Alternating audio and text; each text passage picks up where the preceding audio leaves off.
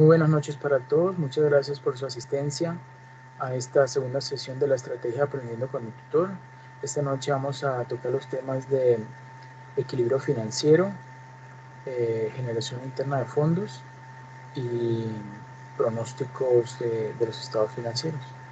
Voy a compartir unas diapositivas, eso incluye también unos ejemplos y pues resolvemos las dudas que tengan sobre el desarrollo de la actividad del paso número 2. Si en algún momento no me escuchan o dejan de ver la imagen, por favor me lo hacen saber. ¿Okay? Si tienen alguna duda, pues me interrumpen y lo resolvemos.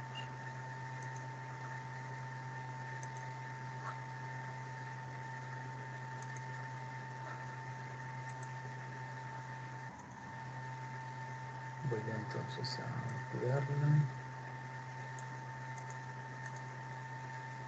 Listo.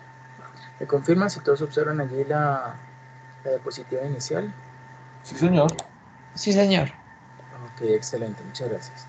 Les voy a pedir un favor y es que ustedes me ayuden a leer, ok, algunas de las diapositivas. Bueno, yo empiezo con esta. Vamos a ver entonces el estado de fuente y aplicación de fondos. Esto es un estado financiero que, como su nombre lo dice, pues discrimina o detalla cuáles son las fuentes, de dónde vienen los ingresos y la aplicación o uso de fondos. ¿Okay? El estado fuente y aplicación de fondos, conocemos como EFAF, o estado fuente y usos de recursos, ¿okay? Es lo mismo, es un estado financiero que muestra de dónde provinieron y en qué se utilizaron los recursos económicos que la empresa tuvo disponibles durante un periodo determinado. Es decir, muestra cuáles fueron las fuentes de recursos a las que la administración recurrió, ¿sí?, durante un periodo determinado y la forma como estos recursos fueron utilizados o aplicados en las diferentes alternativas asociadas con la actividad de negocio. En resumen, ¿qué se hizo? ¿Sí? Con los recursos que la empresa tuvo disponibles durante el periodo y la forma como se obtuvieron. Con frecuencia se tiende a confundir el movimiento de fondos con el movimiento efectivo, y pues esto es un error. El término fondos debe entenderse como los recursos económicos que están disponibles, ¿sí?, para que la empresa lleve a cabo sus operaciones, donde el efectivo es de hecho uno de sus recursos. Por lo tanto, un movimiento de fondos puede o no implicar un movimiento efectivo. Por ejemplo, pagar una deuda entregando un terreno o pagar dividendos en acciones, pues son operaciones en las que no hay movimiento efectivo, aunque sí implican un movimiento de recursos, pues que necesariamente afectan la situación financiera de la empresa. El objetivo del estado de fuentes y aplicación de fondos y del estado de fuentes y usos y del estado de flujo efectivo es ayudar a evaluar la calidad de las decisiones gerenciales. Muchos empresarios y gerentes se olvidan de la importancia que tiene saber cómo transitan los recursos económicos de la empresa, es decir, cómo terminan siendo aplicados a las diferentes actividades que en ella se desarrollan. Las fuentes de fondos a las que la empresa puede recurrir para financiar sus operaciones son aportes de capital, préstamos de inversiones y generación interna de fondos. Ahorita lo vamos a ver. El hecho de que el balance general, ¿sí?, o el estado de situación financiera solo muestre los valores de las diferentes cuentas de activo, pasivo y patrimonio en el último día del periodo contable le da un carácter estático que impide analizar un aspecto fundamental de las finanzas de la empresa: el impacto que las decisiones de inversión, financiación y dividendos tuvieron sobre el flujo de caja y en general sobre la estabilidad financiera de la empresa. Aunque el estado de fuente de aplicación de fondos y el estado de flujo efectivo apuntan a llenar este vacío, la dificultad de entendimiento que para muchos gerentes implica su poca amigabilidad obliga a la adaptación de estos dos estados financieros a los conceptos de inductores de valor, ¿sí?, que pues, bueno, no los voy a detallar porque el profe Hernando Spitia, ¿se acuerdan? En las sesiones que hubo la semana pasada, él explicó muy bien los inductores de valor. Entonces, pues este tema no lo vamos a ver hoy, ¿okay? Pero si tienen alguna duda, alguna inquietud, pues me la hacen saber y la resolvemos. Bueno, ¿quién me ayuda por favor leyendo esta diapositiva? Generación interna de fondos. Bueno, empiezo yo, profesor. Okay. Generación interna de fondos. Son los recursos propios de la empresa, es la fuente más importante ya que representa los fondos que directamente se producen en la operación del negocio y da la pauta para evaluar las posibilidades a largo plazo de la empresa asociadas principalmente con el crecimiento, el de reparto de dividendos y el pago de la deuda financiera. La GIF es un valor que se describe a partir de estados de resultados, sumándole o restándole a la utilidad neta las partidas que no implican ni implicarán movimiento de caja. Por lo tanto, se suman gastos como depreciación, amortización de activos diferidos, provisiones para protección de activos y pérdida en venta de activos, que son los más comunes.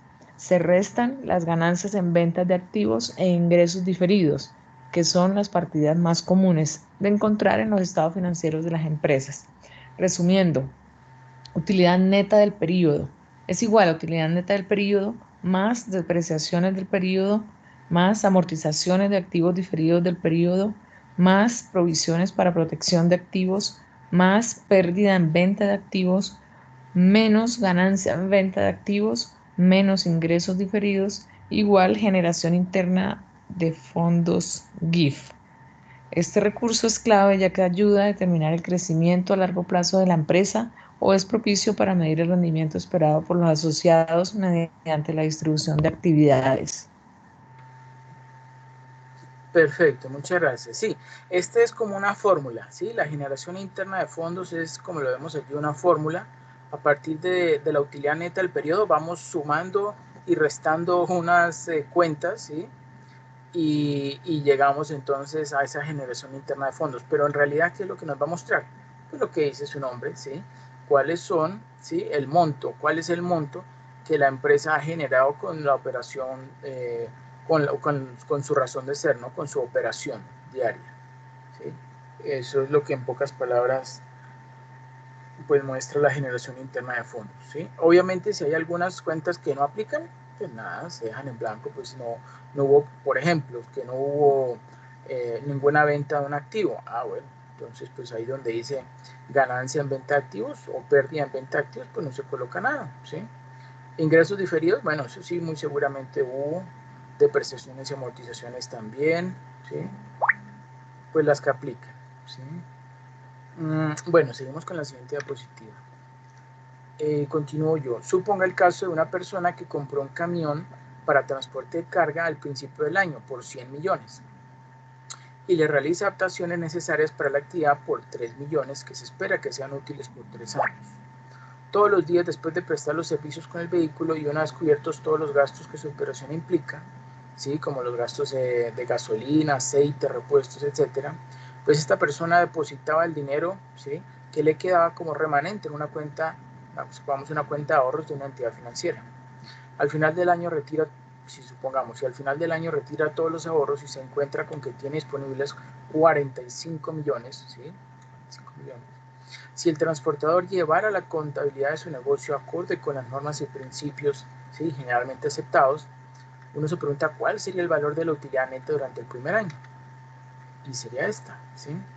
¿Cómo calcularemos la utilidad? Pues no sabemos en realidad cuáles fueron los ingresos totales en efectivo, ¿sí? Tampoco los egresos. Lo que sí sabemos es que lo que tiene disponible en efectivo son esos 45 millones, ¿sí? Y si le quitamos, ¿sí? La depreciación del periodo, que es una quinta parte de esos 100 millones, porque supongamos que se deprecia por año un 20%, serán 20 millones, ¿sí? Por año, y una amortización del seguro, ¿sí? Del primer año, supongamos que es 1 millón, entonces 45 menos 21 daría 24 millones, esa sería la utilidad neta, ¿sí? Pero entonces, la depreciación es del 20%, bueno, sí, lo que dije hace poco. La depreciación es del 20% del valor del vehículo, pues esto se deprecia a 5 años. La amortización de las mejoras sería 1 millón anual, ¿sí? 1 millón. Porque él dice, ojo, aquí dice, le realiza adaptaciones necesarias para la actividad por 3 millones que se espera que sean útiles por 3 años. Es decir, que por año, pues es 1 millón, ¿cierto? Entonces, por eso yo le resto ese gasto de amortización, ¿sí? Del primer año. Supongamos que es del seguro, pero bueno, puede haber sido algo más, ¿sí? Adaptaciones. Para simplificar la explicación, pues no vamos a considerar los impuestos, pero en la vida real, obviamente sí. Miren el análisis. A pesar de que el estado de resultados muestra una utilidad de 24 millones, uno se pregunta cuánto dinero le ha quedado disponible al transportador para otros propósitos, ¿sí? Por ejemplo, para dar la cuota inicial para comprar otro camión, ¿sí? Cubrir la deuda del actual, si la compró a crédito, etc. evidentemente le han quedado 45 millones. Y eso es lo que se denomina la generación interna de fondos. O sea, la utilidad, si supongamos esa utilidad neta que tenemos aquí abajo, ¿sí? Si le sumamos, perdón, la depreciación, ¿sí? Y la inversión o el gasto de amortización de seguro del primer año, que es 1 millón, ¿sí? Entonces, pues eso haría los 45 millones, ¿no? Y sin embargo, obviamente no desembolsó esos 20 millones, ¿sí? Porque eso obviamente, digamos que se vuelve tangible o se contabiliza es cuando al final de su vida útil se disponga de él, que muy seguramente sea que lo venda a un precio pues mucho menor y pues se haya terminado de apreciar el camión, pero puede generar una entrada de dinero pues adicional, ¿cierto? En términos contables, pues eso tiene ahí su forma exacta de contabilizarlo, ¿sí? Y bueno, ese sería entonces un ejemplo básico, muy sencillo, de cuál sería esta generación interna de fondos para este transportador de camión. ¿Okay? Equilibrio financiero. ¿Quién me ayuda, por favor, leyendo esta diapositiva?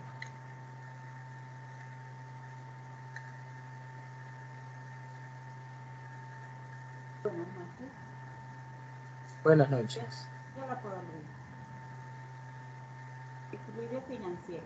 Una empresa se encuentra en equilibrio financiero cuando es capaz de funcionar y crecer con estabilidad. Para ello se requiere cumplir con dos condiciones. Primero, recursos suficientes para financiar las inversiones requeridas, tanto activos fijos como activos circulantes, para cumplir con su actividad económica como para cumplir con sus compromisos, de acuerdo con los objetivos establecidos por la gerencia. Segundo, contar con una estructura financiera adecuada a la estructura de inversiones, de tal forma que los ingresos generados por las ventas sean suficientes para cubrir los desembolsos que van originando los pasivos que las están financiando. También se requiere calcular y analizar el ciclo de efectivo y ciclo de operación de la empresa para garantizar un funcionamiento estable de la empresa. Aunque no existe un modelo de balance ideal, ya que su estructura depende de muchas variables, como por ejemplo la competencia, el sector económico, tipo de producto, tipo de tecnología, entre otros, se plantean las siguientes normas para conseguir un equilibrio financiero óptimo. Primero, activo no corriente debe estar financiado por capitales permanentes. Significa que el activo no corriente debe ser menor que los recursos permanentes. Ello garantiza que no se ponga en peligro la estabilidad de la empresa. Los activos no corrientes son los bienes, ya sea tangible o intangible, que no pueden convertirse en líquido a corto plazo y que normalmente son necesarios para el funcionamiento de la empresa y no se destinan a la venta. Ok, excelente. Entonces vemos allí, como acabo de leer, ¿cuál es su nombre? Perdón, que se me pasó. Ángela. Ángela, ok, muchas gracias, Ángela. Ángela María, ¿cierto? Sí, señor. Ok, muchas gracias, Ángela. Sí, entonces como acabo de mencionar, Ángela, se requieren cumplir estas dos condiciones, ¿no? Para ese equilibrio, ¿sí? ¿Qué son? Pues conseguir unos recursos o digamos conseguir o obtener recursos suficientes para financiar las inversiones requeridas, ¿sí? Y también contar con una estructura financiera adecuada a esa estructura de inversiones que se van a llevar a cabo, ¿sí? Hay que buscar, digamos, las empresas, tanto al financiarse como al invertir los recursos, necesitan equilibrar, ¿sí? Esas entradas y salidas de dinero, pues para que, digamos, todo funcione como se espera, ¿cierto? Que se lleve a cabo. Porque si se excede en alguno de esos, alguna de esas fases, ¿sí? Pues entonces ahí es donde, por ejemplo, si quiere conseguir o quiere adaptar o quiere instalar una maquinaria muy sofisticada y eso implica pues un gran desembolso de dinero y es posible que esos productos al comienzo no se vendan tanto como se espera, pues es un riesgo, ¿no? Es un riesgo que es mejor no correr y de pronto pensar en iniciar con una tecnología que de pronto no es la más sofisticada, la más moderna, pero que sí entonces va a permitir tener un contacto inicial con los clientes, supongamos que es una empresa nueva, y poco a poco ya cuando se consolida el mercado, los clientes lo conocen a uno, le compran y uno obviamente ya tiene una relación con ellos, hay crédito, o sea, la empresa le otorga crédito, hay un cumplimiento en los pagos, etcétera, etcétera. Pues ahí sí entonces se puede ir pensando en ir aumentando, ¿sí? El tamaño del mercado, buscando nuevos segmentos, nuevos clientes o instalando, implementando una nueva tecnología y obviamente considerando antes que los clientes estén en disponibilidad de pagar más por un mayor valor agregado, ¿sí? Etcétera, etcétera. O si no es aumentar el precio, pues aumentar el volumen de ventas, ¿no? También puede ser otra opción. Y como dice allí más abajito, se plantean las siguientes normas para conseguir un equilibrio financiero. ¿Sí? Primero es que el activo no corriente debe estar financiado por capitales permanentes. Los capitales permanentes, no sé si se acuerdan, ¿sí? Son el patrimonio neto, ¿sí? Más el pasivo no corriente. ¿Sí? Significa que ¿qué? Que el activo no corriente, ¿sí? Debe ser menor que los recursos permanentes. Eso va a garantizar que no se ponga en peligro la estabilidad de la empresa. Los activos no corrientes son los bienes, ¿sí? Los activos fijos, tangibles o intangibles, que no pueden convertirse fácilmente o en el corto plazo en efectivo y que normalmente son necesarios para el funcionamiento normal y ordinario de la empresa, ¿cierto? Y obviamente no son, su objetivo es producir, ¿sí? Producir, utilizarlos para generar un producto, prestar un servicio y no destinarlos para la venta. Bueno, como dije hace poco, los recursos permanentes son el patrimonio neto más el pasivo no corriente. El patrimonio neto es la parte residual de los activos de la empresa, una vez deducidos todos los pasivos, incluye las aportaciones realizadas, ya sea en el momento de su constitución o en otros posteriores, por sus socios o propietarios, que no tengan la consideración de pasivos, así como los resultados acumulados u otras variaciones que le afecten. El patrimonio neto puede representar, ¿sí? Entre un 40 o un 50% del total del pasivo. Si es inferior, podemos estar ante un caso de descapitalización que puede venir derivada de importantes pérdidas acumuladas. Puede darse también el caso contrario, que el patrimonio neto esté por encima del 50% del pasivo total. En esos casos es posible que se estén infrautilizando los recursos, por lo cual no se obtendría una buena rentabilidad. Pasivo no corriente exigible, ALP significa a largo plazo, ¿sí? Son las deudas con terceros cuya exigibilidad es superior a un año, por ejemplo un préstamo con una entidad financiera. El activo no corriente contempla las inversiones en bienes que la empresa necesita para el desarrollo de la actividad, que se pondría en peligro si se tuvieran que afrontar las deudas ACPs a corto plazo, ¿sí? Como por ejemplo la compra de la maquinaria, vehículos local o cualquier otro inmovilizado. Segundo, ¿sí? Segunda norma, fondo de maniobra o capital de trabajo, ¿sí? Es un indicador, capital de trabajo neto, es un indicador que mide el equilibrio financiero entre la liquidez del activo y la exigibilidad del pasivo, para evitar el riesgo de que la empresa se vea en la necesidad de suspender sus pagos, es decir, crear un fondo, un colchón de seguridad que permita hacer frente a los posibles desajustes que pudieran producirse entre los flujos de cobros y de pagos, ¿sí? Dentro de la operación diaria de la empresa. Bueno, esto significa que los recursos permanentes, o sea, lo que es la suma de patrimonio neto más pasivo no corriente, financian, además de la totalidad del activo no corriente, o sea, la compra del activo fijo, una parte del activo corriente, lo cual es recomendable porque financiar todo el activo corriente con créditos a corto plazo resultaría excesivamente peligroso desde el punto de vista financiero, pues cualquier cliente que no pague llevaría a la empresa a la insolvencia con el consiguiente deterioro de su imagen. La parte del activo corriente financiada con recursos a largo plazo se denomina el fondo de maniobra, ¿sí? O FM. Y el resultado ideal de equilibrio financiero se da cuando, ¿sí? El fondo de maniobra es mayor a cero, o sea, cuando existe un fondo de maniobra. Tenemos estas imágenes, ¿sí?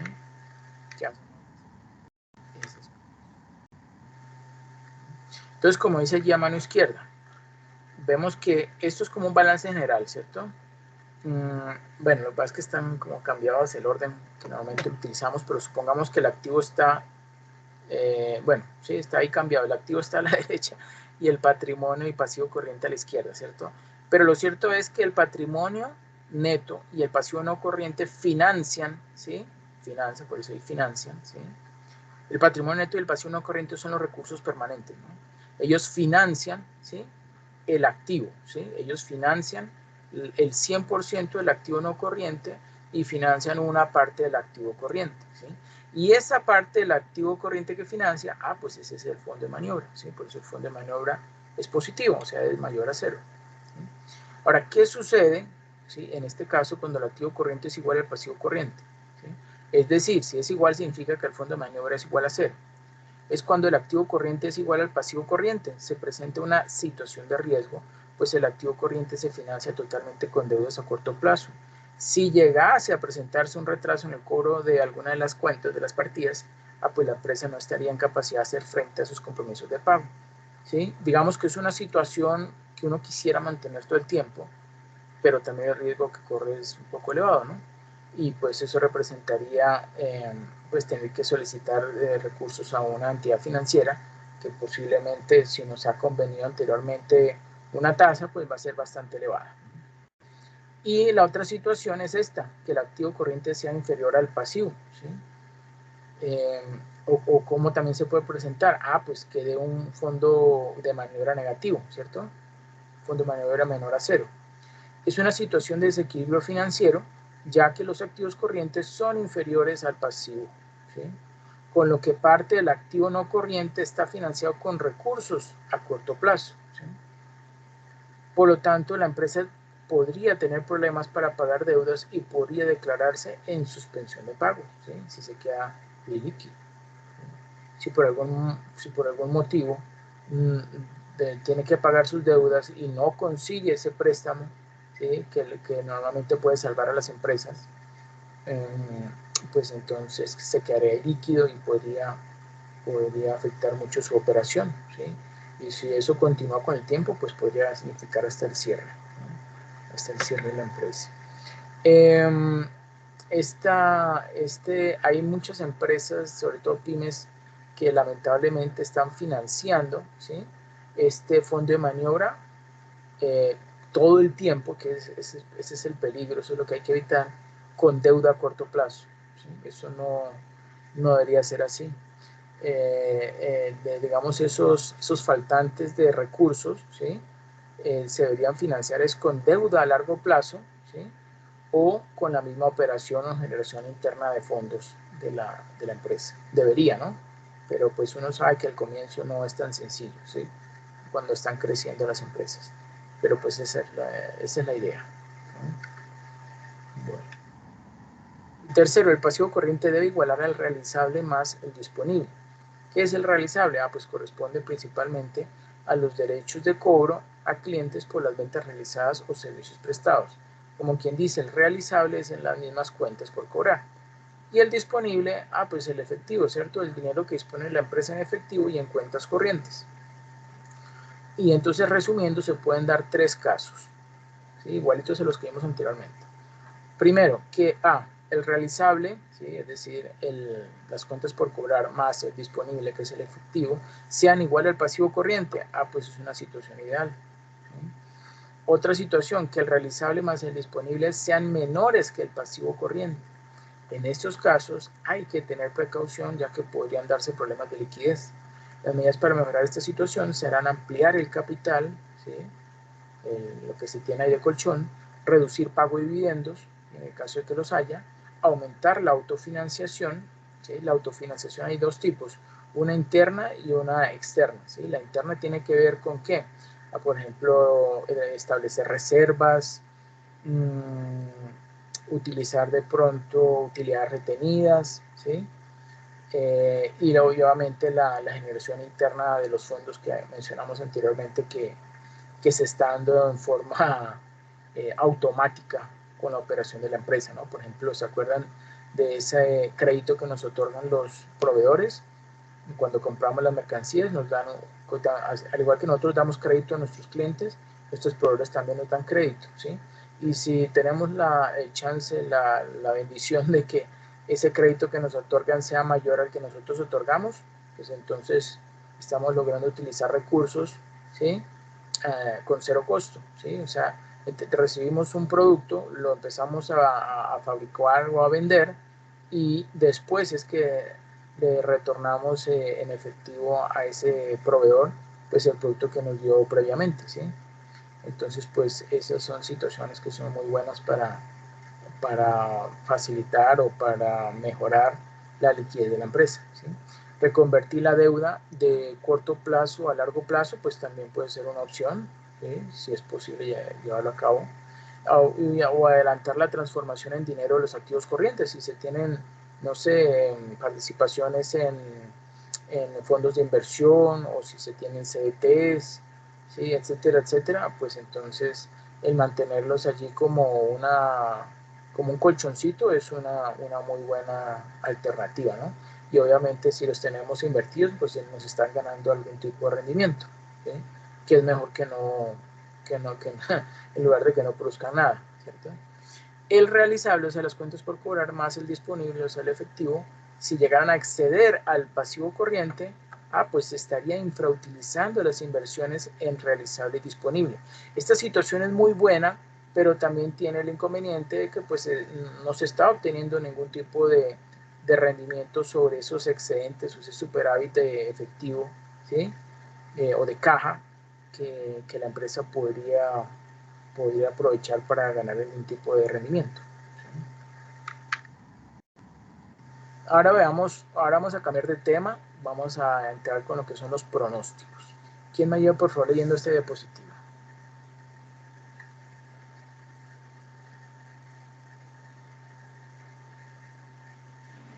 Yo, profesor.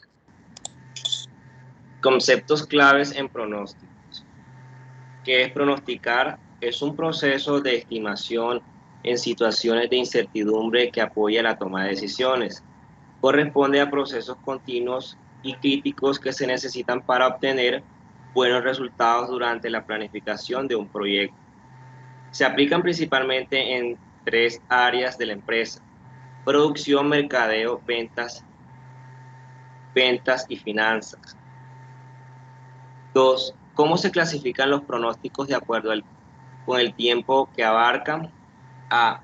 Pronósticos de corto plazo. Se realiza en forma mensual y sirve al área de producción, abastecimiento, asignación de mano de obra, entre otros. B. Pronóstico de mediano plazo. Abarca periodos de un semestre hasta 3 años. Permite estimar las ventas, producción, flujo de efectivo, presupuestos, entre otros. C. Pronósticos a largo plazo. Abarca periodos superiores a 3 años y se utiliza en la planificación de nuevas inversiones, lanzamiento de nuevos productos, preparación de proyectos. 3. ¿Cómo se clasifican las técnicas de pronóstico? Métodos cualitativos subjetivos, métodos cualitativos y métodos combinados. Los métodos cualitativos se basan en el juicio personal y pueden hacer uso de la intuición, la opinión de un experto y la experiencia, como el método Delphi. Los métodos cuantitativos se dividen en análisis de serie de tiempo, métodos causales y métodos de simulación. Los métodos combinados agrupan juicios subjetivos y estimaciones cuantitativas, como el sistema de expertos. 4. ¿Qué es una serie de tiempo? Es una colección de datos que pertenecen a diferentes periodos de tiempo, es decir, se van registrando a medida que se producen en orden cronológico. Ok, excelente, muchas gracias. Entonces vemos allí, pronosticar, ¿no? Proceso, estimaciones, situaciones de incertidumbre que apoya la toma de decisiones, ¿sí? Son procesos continuos y críticos, necesitan obtener buenos resultados durante la planificación de un proyecto. Existen tres tipos, ¿sí? O se clasifican, perdón, en 3 tipos: corto plazo, mediano plazo y largo plazo. Algunas técnicas de pronóstico, o mejor, las dos categorías son los cualitativos y los cuantitativos. Dentro de estos cualitativos tenemos entonces el método Delphi y el de expertos, la opinión de expertos, ¿cierto? Y en el cuantitativo sí tenemos los métodos causales, ¿sí? Series de tiempo y métodos de simulación, ¿sí? Ahorita vamos a ver un poco más sobre ellos.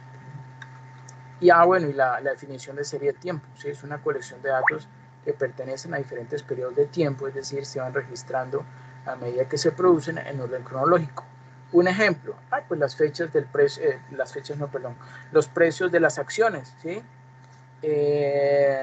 Los precios de las acciones es el ejemplo típico de una serie de tiempo, ¿sí? Porque es una variable cuyo precio va cambiando a medida que va transcurriendo el tiempo, ¿sí? O la temperatura, también es otro clásico ejemplo, ¿no? Los grados centígrados, Kelvin, ¿sí? Etcétera, cómo van cambiando a medida que transcurre el tiempo, subiendo, bajando, o se mantienen, ¿cierto? Etcétera, etcétera. Bueno, métodos cuantitativos. Empezamos entonces con métodos cuantitativos. Es un método que utiliza datos medibles para formular hechos y descubrir patrones de comportamientos. Suelen obtenerse en forma de encuestas, estudios y observaciones sistemáticas. El resultado es una generalización de una muestra más grande, ¿sí? Es lo que se quiere conseguir. A partir de una muestra, yo puedo generalizar esos resultados para pues, una población, ¿cierto? Vamos a ver entonces tres métodos cuantitativos. El suavizamiento exponencial, ¿sí? Es considerado como uno de los métodos más precisos para la creación de un pronóstico de ventas. Se centra en análisis de datos históricos en busca de patrones y sus cambios. Es capaz de identificar el ritmo al que ocurre un evento y en base a la combinación de técnicas matemáticas pues realiza proyecciones. Por ejemplo, permite averiguar qué tan rápido crece la base de clientes o cuál es la tendencia de compra de un producto en particular. Se recomienda utilizar cuando se dispone de muchos datos de un producto o servicio, cuando las relaciones y tendencias en el sector son relativamente estables. Otra técnica, tasa de crecimiento medio, ¿sí? Este método se enfoca en analizar los datos de un periodo anterior, lo cual lo hace bastante flexible, ya que se puede determinar si tomarlos de una semana, o sea, los datos, ¿no? De una semana, de un mes o incluso un año anterior, pues si es conveniente o no. Ejemplo, si la proyección de ventas será la del mes entrante, pues se tendrá que multiplicar las ventas de ese mes en particular, ¿sí? De ese mes anterior, por 1 más la tasa de crecimiento de ventas mensual. Es decir, en caso de un incremento del 10% en las ventas en comparación con el mes pasado, pues partiendo de unos 20,000 dólares, ¿no? Unos 20,000 dólares del valor del producto, el pronóstico de ventas para el próximo mes debería ser 20,000 por 1 más 10%, que sería pues 22,000, ¿sí? 22,000 dólares. Y la regresión lineal simple. Con este método se necesita agrupar una variable dependiente, en este caso la demanda, una variable independiente, que sería el tiempo, montados en una ecuación lineal. Es básicamente una ecuación matemática. Su objetivo es establecer una correlación entre variables y saber cuál afecta al elemento analizado, demanda, ¿sí? En un determinado periodo de tiempo, que en nuestro caso sería las ventas. De esta forma se verán los datos de ventas de forma gráfica, para después trazar una línea que los conecte y a la vez se extiende hacia el futuro en lo que sería su pronóstico de ventas. Ahorita vemos unas imágenes. La estimación de pronósticos del volumen de ventas trimestrales para un producto en particular durante el año próximo afectará los programas de producción, los planes de compra de materias primas, las políticas de inventarios y las cuotas de ventas. Los malos pronósticos pueden dar como resultado un incremento en los costos de la empresa, como debemos proceder para pronosticar los pronósticos trimestrales del volumen de ventas, por ejemplo. ¿Sí? Es necesario revisar los datos históricos que con frecuencia ayudan a comprender mejor el patrón de las ventas pasadas, lo que conduce a mejores predicciones de las ventas futuras del producto. Los datos históricos de ventas forman una serie de tiempo. Una serie de tiempo es un conjunto de observaciones de una variable medida en puntos sucesivos en el tiempo o a lo largo de periodos sucesivos. El objetivo de este análisis es proporcionar buenos pronósticos o predicciones de los valores futuros de la serie de tiempo. Como ya se mencionó, los métodos de elaboración de pronósticos se clasifican en cuantitativos y cualitativos. Vamos a hacer un repaso, ¿sí? Los métodos cuantitativos se utilizan cuando, primero, se dispone información pasada sobre la variable que se pronosticará. Segundo, la información puede cuantificarse, obviamente. Y tercero, es razonable suponer que el patrón del pasado seguirá ocurriendo en el futuro. Esto es como lo más importante, ¿no? Y también es una limitante. Bueno, depende de la situación. Digamos que para pronosticar las ventas funciona, ¿sí? En estos casos puede elaborarse un pronóstico con un método de series de tiempo o un método causal. El objetivo de los métodos de serie de tiempo es descubrir un patrón en los datos históricos y luego extrapolarlo hacia el futuro. El pronóstico se basa solo en valores pasados de la variable que tratamos de pronosticar o en errores pasados. Bueno, ¿quién me ayuda por favor leyendo esta diapositiva? No. Series de tiempo. Las series de tiempo se alimentan de información histórica para estimar resultados futuros. Normalmente se tiene xy igual a variable aleatoria en el tiempo, y igual a 1, 2, 3, 4. T son las observaciones tomadas en los momentos de tiempo 1, 2 y 3. T siendo T el tiempo actual. Entre paréntesis, x1 igual a x1, x2 igual a x2, xt igual a xt. Son los valores que toman la serie de tiempo. Los patrones comunes en las series de tiempo son: tendencia, es el comportamiento a largo plazo, puede ser creciente o decreciente. También se encuentran patrones exponenciales, lineales, logarítmicos y polinómicos. Estacionalidad, valores constantes que se incrementan en forma notoria en periodos de tiempo específico. Muchas series económicas presentan oscilaciones regulares en el mismo mes del año y con unas pautas que, sin repetirse exactamente, están todos los años. Son las llamadas variaciones estacionales y se deben básicamente a causas climatológicas, vacacionales o fiscales. Aleatoriedad. Ese promedio presenta un nivel constante y los valores se mueven aleatoriamente alrededor de dicho promedio. Componente cíclico. Movimientos que oscilan entre crecimientos y decrecimientos sucesivos y recurrentes. Con frecuencia los ciclos económicos resultan de la yuxtaposición de varios efectos, con periodos más cortos y más largos. Por ello son difícilmente reconocibles. Correcto, muchas gracias. Sí, entonces podemos observar allí en esa imagen de la derecha, bueno, no sé si se ve muy bien, ¿sí? Tiene una línea, ¿sí? De hecho, tiene unas líneas, ¿sí? Unas líneas verde un poco más oscuro, que está mostrando esa subida y bajada, ¿no? Subida y bajada, subida y bajada. Y digamos que esta línea verde más clarita está mostrando la tendencia, ¿no? La tendencia que está agrupando o centrando, ¿sí? ¿Sí? Está como ocupando el lugar de la mitad de esas oscilaciones hacia arriba, hacia abajo, ¿sí? Y pues es más fácil para nosotros, obviamente, de comprender ese comportamiento que, por ejemplo, estas lineecitas verde más oscuras que tienen esa subida y bajada continua, ¿no? Más fácil para nosotros interpretar esta línea verdecita más clara. Ese sería un ejemplo de tendencia. Y de componente cíclico sería el de color naranja, ¿sí? Miren que está siguiendo como unas olitas, ¿no? Está siguiendo como el comportamiento de unas olas en forma continua, que sería un componente cíclico, ¿sí? Y así como por ejemplo la sonda sinusoidal, ¿sí? Que sigue esa subida y bajada de la onda, ¿sí? Y si se aumenta la frecuencia, entonces se pone más continuo, pero con una amplitud menor, ¿sí? De la parte sobre esta línea negra, ¿sí? Por arriba y por abajo se pone más cortico, pero son más oscilaciones. Bueno, sería algo así, eso es simplemente como una imagen para hacer un recorderis. Perfecto, ¿quién me ayuda leyendo esta página? Voy yo, profesor, de nuevo. Métodos de serie de tiempo y métodos cualitativos. Existen 3 métodos de serie de tiempo. Primero, suavización, promedios móviles ponderados y suavización exponencial. Segundo, proyección de tendencias. Tercero, proyección de tendencias ajustada por influencia estacional. Los métodos de elaboración de pronósticos causal se basan en el supuesto de que la variable que tomamos de pronosticar exhibe una relación de causa y efecto con una o más variables. Se va a tomar el análisis de regresión como un método de elaboración de pronósticos causal. Por ejemplo, los gastos de publicidad influyen en el volumen de ventas de muchos productos, de manera que el análisis de regresión puede utilizarse para desarrollar una ecuación que muestre cómo se relacionan estas dos variables. Utilizar el método de serie de tiempo para elaborar el pronóstico en este ejemplo implica que no se considerarían los gastos de publicidad.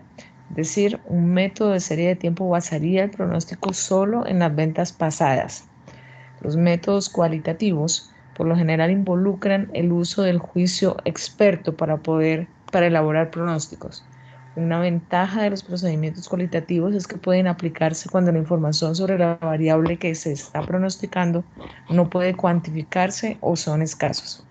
Entre ellos encontramos el juicio de expertos, el método Delphi y redacción de escenarios. Ok, muchas gracias. Sí, entonces vemos allí cómo, ¿sí?, los métodos cualitativos, es que no sé si ustedes han tenido oportunidad de realizar investigaciones.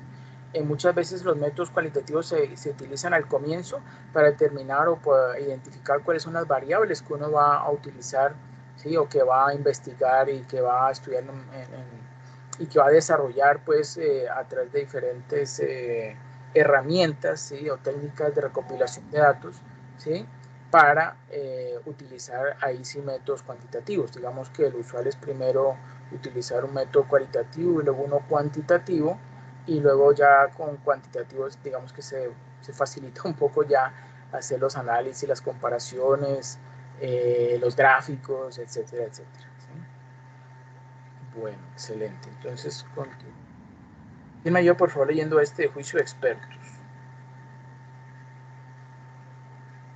Yo, profesor. Juicio de expertos. Este método es de los más antiguos y está basado en la experiencia e intuición de los representantes más experimentados de un equipo. Consiste en hacer pronósticos basados en datos anteriores de la empresa, aunque influenciados por los hechos actuales. Este método funciona únicamente para productos previamente posicionados y no es recomendable para pronosticar las ventas de un producto nuevo o versiones distintas. Logra establecer las ventas potenciales de acuerdo con el método de venta utilizado. Además, determina cuál es el nivel de esfuerzo que habrá de darse según las condiciones del mercado. Llevarlo a cabo solo necesita de la experiencia, sentido común y conjeturas de los expertos en ventas. Para que los resultados sean correctos y congruentes, deben tenerse en cuenta algunos factores como la capacidad del negocio, sus limitaciones, inversión y tamaño organizativo, así como las temporadas del año. Para su implementación es necesario averiguar cuántos años lleva el producto en el mercado y cuál ha sido la variación en la demanda. Si resulta constante teniendo en cuenta los factores macroeconómicos que pudieron afectarle en años pasados, entonces es viable el juicio de expertos.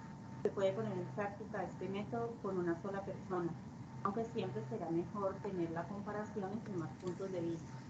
Los grupos de hasta 5 expertos ayudarán a tener una visión completa sin perder el foco con un gran panel. Algunos candidatos idóneos son los agentes de ventas más experimentados o los especialistas estratégicos del área. Los expertos deberán considerar todo lo referente a la demanda de este producto en años anteriores, cuáles fueron las unidades totales, cómo se comportó de acuerdo con cada temporada del año y cuáles fueron las condiciones internas y externas que explicaron dicho comportamiento. También deberán disponer de toda la información actual sobre cuáles serán los esfuerzos de marketing, cuál es la inversión, cómo está distribuida, así como las metas a las que se ha planificado llegar. Entonces, el grupo podrá evaluar la capacidad del negocio y las características actuales del mercado para establecer la probabilidad de cumplir dichas metas. Se recomienda consultar las opiniones de otros vendedores, gerentes y actores que estén cerca de la labor de venta. Ellos podrán decir cuáles son sus estimaciones, cómo perciben el comportamiento del mercado. Ok, perfecto, muchas gracias. Entonces vemos, acabaste de leer entonces lo que es ese método juicio de expertos, ¿no? Y una pregunta, ¿qué te pareció lo más resaltante de ese juicio de expertos?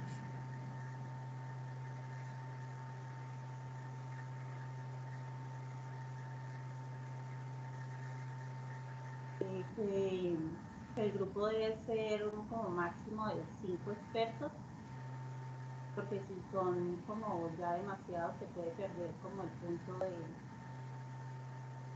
de investigar. Ok, perfecto. Perfecto, muchas gracias, excelente. Bueno, ¿quién me ayuda por favor leyendo el método Delphi? Yo, profesor. Método Delphi. Es uno de los métodos al que más empresas recurren para realizar predicciones de demanda o análisis de mercado. Toma su nombre del famoso oráculo Delfos y ayuda a conocer con mayor certeza la evolución de algún producto o servicio mediante técnicas de prospección. Es excelente para hallar las tendencias en el mercado y adelantarse a ellas.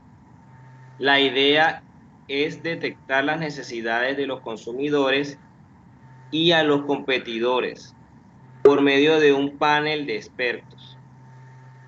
Este realiza un cuestionario, analiza los resultados, pasa estos resultados a otro grupo de especialistas para que contesten las preguntas establecidas y todos lleguen a un consenso. Lo más importante antes de explicar el método Delphi es saber qué tema o problema busca entender la empresa. Esto ayudará a definir el tipo de expertos de los cuales se requiere el apoyo y también permitirá recopilar la información necesaria para que ellos puedan comprender lo que se busca. Se recomienda encontrar a una persona que esté familiarizada con la investigación y cada participante y sus respuestas.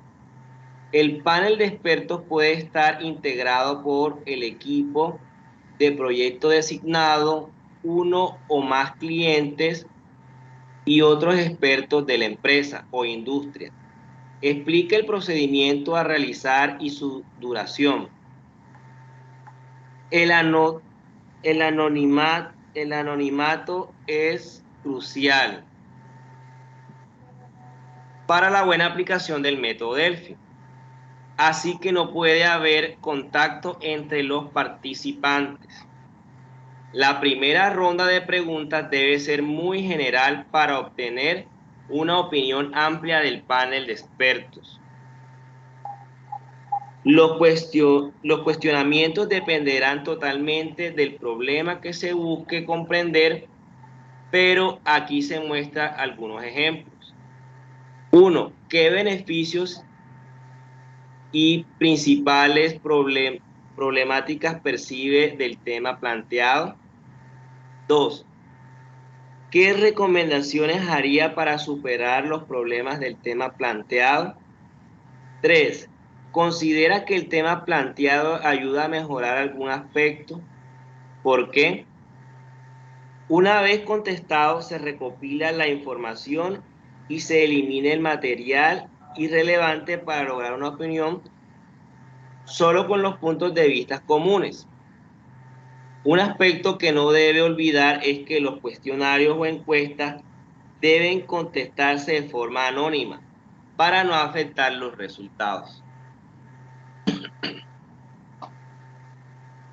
Ok, excelente, muchas gracias. Bueno, yo le pregunto, ¿qué le llamó más de este método Delphi? ¿Le llamó más la atención? Profe, yo siento que este método, a diferencia del anterior, van como que despertando ciertas preguntas, o sea, va pasando de un lugar a otro o de unas personas a otras para llegar a un consenso, ¿verdad? Quizás si hay varios grupos, porque por lo visto siento que hay, por lo menos debe de haber varios grupos de especialistas para que pase de uno a otro y poder llegar a una conclusión. Ok, exacto. Llegar como a un consenso. Correcto. Bueno, muchas gracias. Listo. Y, bueno, ahí continuando con lo que usted estaba leyendo, según las respuestas de la primera ronda de preguntas, el siguiente cuestionario, ¿sí? El que está allí, ¿sí? Segundo cuestionario, a aplicar, debe profundizar en el tema según la opinión específica obtenida anteriormente de los expertos. Al igual que en el primer cuestionario, al finalizar se recopila y resumen los resultados. En la última ronda, o sea, cuando se ha presentado el tercer cuestionario, el principal objetivo es comenzar a sacar conclusiones. La pregunta clave que ayudará a llegar a las decisiones finales es ¿en qué están de acuerdo todos los participantes? Aunque el método Delphi siempre suele ser de 3 rondas de cuestionarios, puede sentirse uno libre de implementar más preguntas hasta llegar a la visión clara que se busca. Con el apoyo de las conclusiones a las que se hayan llegado, se analiza los beneficios, soluciones y problemáticas pronosticadas para establecer los planes para enfrentar posibles riesgos y aprovechar las oportunidades de venta. Dependiendo de las respuestas de los expertos, es que surgen las conclusiones que permitirán tener un producto ideal para los consumidores. Okay. Y ahí vemos, ¿no? Ahí dice el cuestionario 1. Yo les leo si de pronto está muy pequeño. Un ejemplo, ¿no? ¿Cuáles son los beneficios que ve en el producto? Segundo, ¿cuáles son los problemas que ve en el producto? Tercero, ¿qué recomendaciones haría para que fuera más atractivo? Cuarto, ¿qué cree que sea realmente necesario en el mercado ese producto? Y quinto, ¿qué medidas de seguridad informática esperaría del producto? ¿Sí? Ese es el cuestionario 1. Cuestionario 2, las preguntas son también 5. ¿Cuál diseño le gustaría más? Segundo, cree que en vez de una app, una aplicación especializada, le convendría una integración para las apps de banca. ¿Sí? Tercero, ¿cuáles características de la app, de la aplicación, le parecen riesgosas? Cuarto, ¿usted la adquiriría, la compraría? Y quinto, ¿confiaría más si alguien se la recomendara? Y el tercer cuestionario da las conclusiones. Se hacen también 5 preguntas. Primero, ¿compraría la app como parte de una suite digital? Segundo, ¿cree relevante destacar que el usuario dispondrá de videos de educación financiera? Tercero, ¿cuánto pagaría por la app? Y cuarto, ¿preferiría un esquema de compra de la app o una membresía? Y quinto, ¿adquiriría el producto si se lo sugiriera un videoblogger? Eso es pues unos ejemplos, ¿no? De como de pronto ustedes pueden intuir, tienen que ver es con el lanzamiento de una aplicación para finanzas personales. ¿Sí? Esos ejemplos que yo estoy dando. Okay. Bueno, ahora vamos al pronóstico por promedio. Este ya estamos hablando de cuantitativo, ¿no? Este procedimiento indica que el pronóstico se obtiene con el promedio de todas las observaciones de la serie, ¿sí? Entonces esto es un ft más 1 va a ser igual a la sumatoria, ¿sí? De la variable xi, ¿sí? O bueno, la sumatoria desde 1 hasta n de todas las x sub i dividido entre n, ¿sí? Siendo n el número de datos u observaciones, ¿sí? Un promedio. Esta estimación es excelente si el proceso es muy estable, esto es, si las suposiciones sobre el modelo de soporte son correctas. Se recomienda usar este procedimiento cuando existen pocas observaciones. Ejemplo, los siguientes datos corresponden a precios diarios de un bien, ¿sí? De una acción, supongamos. Entonces vemos que el lunes era 103, el martes 106, el miércoles 104, el jueves 106 y el viernes 104. Entonces, para estimar el pronóstico del sábado, ¿sí? Porque esto es de lunes a viernes, el del sábado, se halla el promedio aritmético. Vamos a suponer que la demanda es estable los 7 días de la semana. Entonces el pronóstico del sábado sería el promedio aritmético de sumar todos y dividirlos entre la cantidad de datos, ¿no? Que en este caso daría el promedio 104,6. ¿Sí? Pronóstico por promedios móviles. Este método se utiliza cuando se considera que con el paso del tiempo los datos antiguos van perdiendo vigencia para la estimación del pronóstico. Lo anterior implica el uso de las n observaciones relevantes. El valor de n es definido por la persona encargada del pronóstico y en general lo hace de acuerdo al conocimiento subjetivo que tiene sobre el comportamiento de la serie a estimar. La recomendación para la selección de n es, si las variaciones de la variable permanecen razonablemente constantes al paso del tiempo, pues se recomienda una n grande. En caso contrario, si los datos tienen pautas cambiantes, se aconseja un valor pequeño de n. En estadística, lo que se recomienda cuando se hace una investigación es de una muestra de 30 o más, ¿cierto? Eso es lo que dice la estadística, pero por ejemplo en el área de la salud, cuando van a hacer investigaciones con pacientes que tengan algún tipo de complicación, es difícil conseguir esos 30 pacientes para hacer una investigación. Ese N de 30 y investigaciones de alto calibre en universidades de Oxford y todo eso, y en Inglaterra o en Alemania o en Francia, con alrededor de 20 ya se puede tomar, pues debido a las limitaciones que existen, ¿no? Pero si no hubiera una limitante, sí se recomendarían 30 o más como una muestra mínima. Ejemplo 2. Los siguientes datos corresponden a unidades producidas diariamente de un bien en cierta empresa. Por ejemplo, unidades producidas. Vemos allí entonces el lunes empieza en 103 y termina el viernes en 104. Tiene ahí sus subidas y bajadas. No voy a leer cada uno, pero pues ustedes ahí lo ven, ¿cierto? Entonces, suponiendo un N de 3, ¿sí? O sea, vamos tomando, ¿sí? De a 3. Entonces vemos que el lunes, martes y miércoles, ¿sí? Entonces, si sumamos, ¿no? 103 más 106 más 104, eso daría 333, ¿cierto? ¿Qué? 313, ¿sí?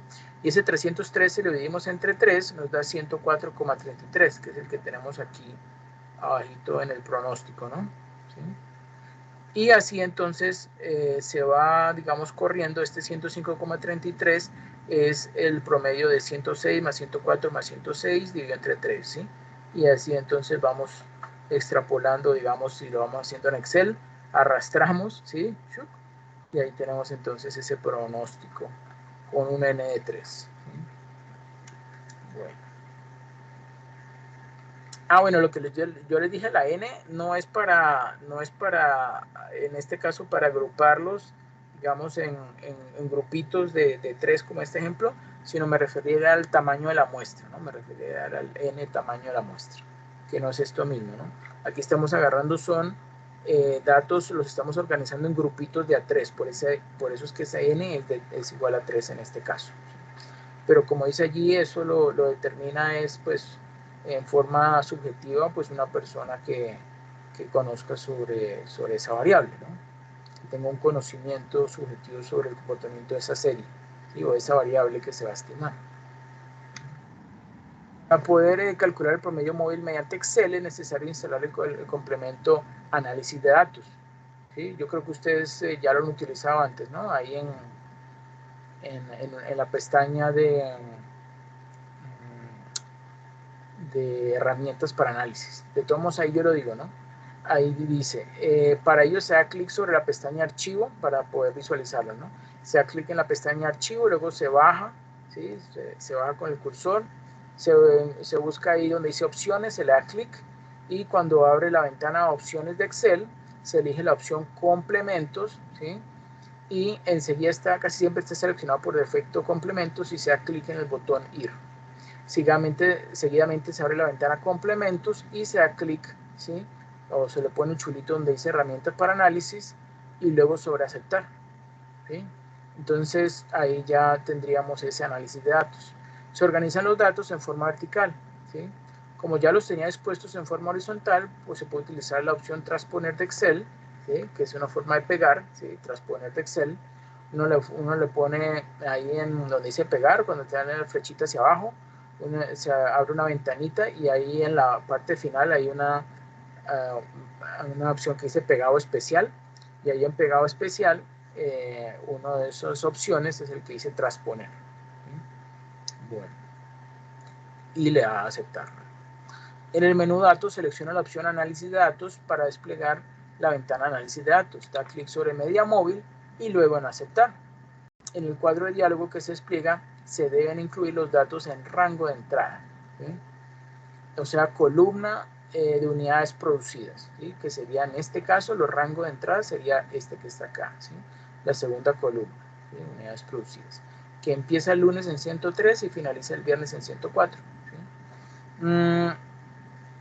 Marcar la opción seleccionar rótulos en la primera fila. Bueno, eso es cuando aparece la ventanita, ¿no? Seleccione entonces la opción seleccionar rótulos en la primera fila. Si vamos a seleccionar por ejemplo, esto de amarillo, ¿sí? El amarillo y el azul, ¿sí? Luego en intervalos se digita 3, pues vamos a suponer que vamos a agarrar en grupitos de 3 como lo hicimos hace poco, ¿sí? O sea, un n igual a 3, y en rango de salida, ¿sí? Que es esto que uno tiene que marcar el rango de salida dejando seleccionado todas estas celdas de la, supongamos que esta es la C, esta es la columna C, de la C3, que es aquí donde comienza esta lineecita, hasta el C14, ¿sí? Hasta el 14. O sea, donde está este marquito negro. Todo esto yo lo selecciono, ¿sí? Que ese sería el rango de salida. Selecciono selecciono las celdas donde pegará los resultados del pronóstico, que es lo que está allí, en este cuadrito negro, ¿sí? Como se aprecia en la figura, y finalmente le doy clic en aceptar, ¿sí? Y automáticamente él me va a arrojar estos resultados. Los primeros dos números, o mejor dicho, los dos primeros espacios, él los pone ND, porque acuerdan que él toma el promedio de los primeros tres valores, ¿no? Entonces por eso él pone por defecto ese número ND, ¿sí? Pero eso es normal. Y ya este viene siendo un promedio de los primeros tres. Este viene siendo un promedio de estos tres, luego este viene siendo un promedio de estos tres, y así sucesivamente. Bueno, al comparar los resultados obtenidos mediante fórmula y función, se puede apreciar que los valores son idénticos. Bueno, el pronóstico por suavizamiento exponencial. Este método consiste en asignar un peso a la última información o dato disponible y al último pronóstico. Su función es f de t más 1 es igual a una variable a, una constante a, x de t, ¿sí? Más el producto de 1 menos alfa por f de t. ¿Sí? La constante alfa, ¿sí? Se conoce como constante de suavización, ¿sí? Y su valor oscila entre 0 y 1.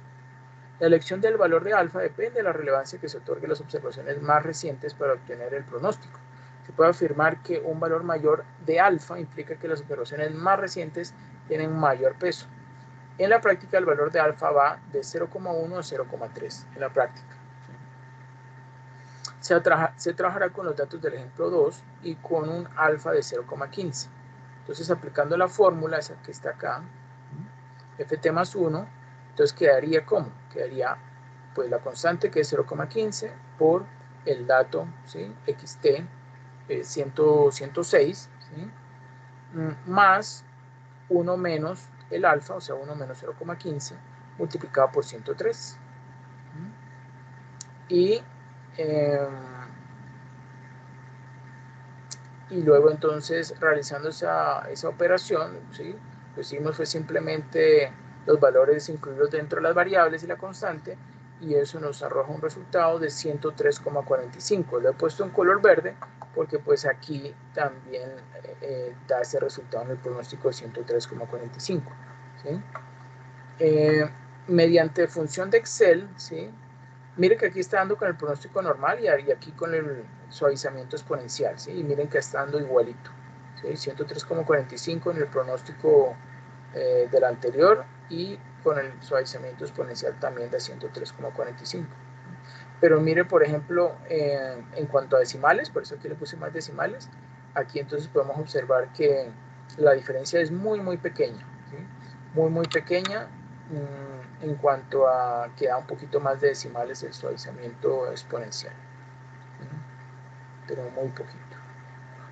Entonces, mediante función de Excel se ingresa análisis de datos, ¿sí? Vamos ahí el cuadrito que aparece, análisis de datos, se elige suavización exponencial, se le da aceptar. En ese cuadro que se abre se selecciona los datos de unidades producidas, ¿sí? Se selecciona entonces las unidades producidas. En factor de suavización se ingresa 0,85, ¿sí? Aquí donde dice, esta es la segunda ventana, ¿no? Que se abre, la suavización exponencial, donde dice rango de entrada, entonces se lo seleccionaría todos estos que están acá, ¿sí? En unidades producidas. Luego donde dice factor de suavización, podemos colocar 0,85 suponiendo que el alfa es de 0,15, ¿sí? O sea, la diferencia, se pondría, mejor dicho, 1 menos alfa, ese es el valor que se pondría ahí donde dice el factor de suavización, que en este caso es 0,85. Y se selecciona en rango de salida, ¿sí? En rango de salida, o sea, acá, los espacios para los pronósticos a estimar partiendo del primer dato. Finalmente se da clic sobre el botón aceptar, ¿sí? Como vemos allí, en esta suavización exponencial sí se selecciona todo, ¿sí? O sea, desde aquí arribita hasta acá. Finalmente se da clic en el botón aceptar, aquí, ¿tá? y se puede observar que no se obtiene el valor del sábado, por lo cual se arrastra la fórmula del viernes hasta el sábado, ¿sí? De hecho, nos va a dar valores hasta acá, hasta el viernes. Pero yo puedo agarrar este último y arrastrarlo para abajo 1 para tener también el valor del sábado, que es el que estoy más interesado en pronosticar, ¿cierto? Bueno. Ahora tenemos otro método, el pronóstico usando regresión lineal. El análisis de regresión es una técnica estadística usada para construir modelos que relacionan dos o más variables en concreto. El análisis de regresión lineal determina una relación lineal entre una variable dependiente y una variable independiente, ¿sí? De acuerdo con TAJA 2004, que se expresa mediante la siguiente función. Y igual a beta sub o inicial más beta sub 1 por x, donde y, ¿sí? O sea, la variable dependiente o explicada, ¿sí? Que para el caso de las series de tiempo corresponde al valor pronosticado de la serie de tiempo, ¿sí? Ejemplo, las unidades producidas o precio de una acción, etcétera, ¿sí? Eso es lo que representa la y. Por otra parte, x, la variable que está aquí junto a la constante beta 1, ¿sí? Representa la variable independiente o explicativa, que se refiere al conteo de la unidad de tiempo de la serie de tiempo respectiva. Por ejemplo, mes 1, mes 2, etc. Los parámetros beta sub 0 y beta sub 1 representan el intercepto con el eje Y, o sea, específicamente beta sub 0 es el intercepto con el eje Y la pendiente de la regresión lineal, la pendiente, ¿sí? Sería el beta sub 1, ¿sí? Entre las variables X y Y. Esto significa que el modelo de regresión lineal simple es un modelo con dos variables, X y Y, donde X es el regresor de Y y es la variable de respuesta. Los valores estimados, que tienen ese sombrerito, que es como el del elevado, ¿sí? De los parámetros, se representa por ese B sub 0, ¿sí? Estimado, y beta sub 1, con ese sombrerito arriba, estimado, ¿sí? ¿Qué se obtienen? ¿Cómo se obtienen? Pues de aplicar esta fórmula, ¿sí? Que resulta de dividir la sumatoria desde igual 1 hasta n de y sub i multiplicado por la diferencia entre las variables x sub i, o sea, en un instante de tiempo i, o un momento i, o en una sucesión i que empieza desde 1, y supongamos que n va hasta 10, entonces sería desde i, entonces estaría sustituyendo esta sumatoria, ¿sí? Desde 1, luego eso le suma el 2, luego el del 3, el del 4, hasta el del 10, y en cada una de esas corridas o de esas digamos, sustitución de valores dentro de la variable x sub i, le va restando la x promedio, ¿sí? La x con un sombrerito horizontal arribita significa x promedio, y eso dividido entre la sumatoria de igual 1 hasta n de el cuadrado, ¿sí? Porque está entre paréntesis el cuadrado de x sub i menos x promedio, ¿sí? Esa sería la forma para obtener que la pendiente, ¿sí? La beta sub 1 estimado, que como dijimos acá es la pendiente, ¿sí? La pendiente de la relación lineal. Y el intercepto, el beta sub 0 estimado, será igual a el y promedio, o sea, el resultado que yo haya obtenido de la función, ¿sí? El y promedio, menos el beta sub 1, o sea, la pendiente, multiplicado por el x promedio. Y así obtengo el intercepto beta sub 0. En estas ecuaciones, el x promedio y el y promedio representan los valores, bueno, sombrerito más bien, x sombrerito y y sombrerito, representan los valores promedios de las variables x y y.